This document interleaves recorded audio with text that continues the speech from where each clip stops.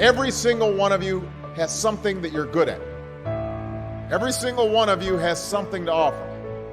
And you have a responsibility to yourself to discover what that is. I know that sometimes you get that sense from TV that you can be rich and successful without any hard work. That your ticket to success is through rapping or basketball or being a reality TV star. Chances are you're not going to be any of those things.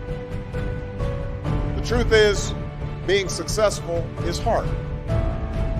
And you won't necessarily succeed at everything the first time you try. That's okay. Some of the most successful people in the world are the ones who've had the most failures. J.K. Rowling, who wrote Harry Potter, her first Harry Potter book was rejected 12 times before it was finally published. Michael Jordan was cut from his high school basketball team. He lost hundreds of games and missed thousands of shots during his career. But he once said, "I have failed over and over and over again in my life, and that's why I succeed." These people succeeded because they understood that you can't let your failures define you. You have to let your failures teach you. You have to let them show you what to do differently the next time.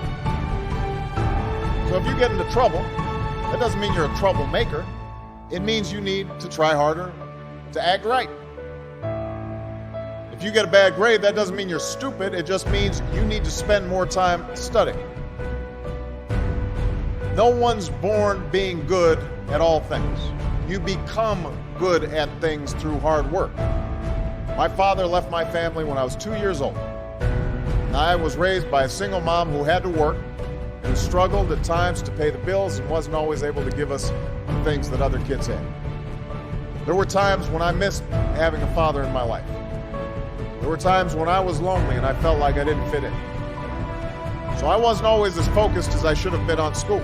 And I did some things that I'm not proud of. And I got in more trouble than I should have. And my life could have easily taken a turn for the worse. But I was lucky. I got a lot of second chances, and I had the opportunity to go to college and law school and follow my dreams. My wife, our First Lady, Michelle Obama, she has a similar story. Neither of her parents had gone to college, and they didn't have a lot of money. But they worked hard, and she worked hard so that she could go to the best schools in this country. Some of you might not have those advantages. Maybe you don't have adults in your life who give you the support that you need. Maybe someone in your family has lost their job and there's not enough money to go around. Maybe you live in a neighborhood where you don't feel safe or have friends who are pressuring you to do things you know aren't right. There is no excuse for not trying. Where you are right now doesn't have to determine where you'll end up. No one's written your destiny for you. But whatever you resolve to do, I want you to commit to it.